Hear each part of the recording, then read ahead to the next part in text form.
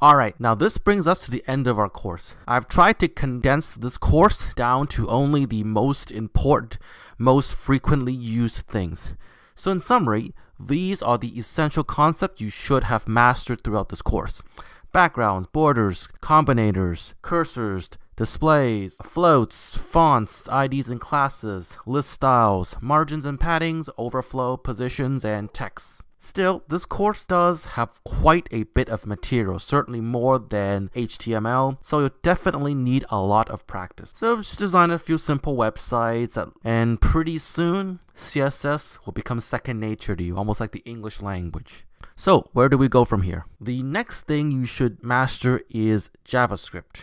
Now, what JavaScript does is it allows you to manipulate the CSS as the user from the browser. So with JavaScript, your website will not be as static and will not be as boring. And it's really a programming language. Unlike HTML and CSS, which strictly speaking aren't programming languages. They're actually strictly speaking markup languages. However, it is even more complicated than CSS. So be patient with learning it. And again, in summary, the best way to learn is to play around with code. Don't just read a book. Don't just listen to my lectures. Trust me on this one. Work with code a lot. Write some code and figure out what it does and why it doesn't do whatever. Take someone else's code, change some features, and see why things have changed. Eventually, when you do enough of that, coding will become second nature to you. Anyways, thanks for your support. I greatly appreciate it. If you have any questions, feel free to ask me, and I hope to see you next time.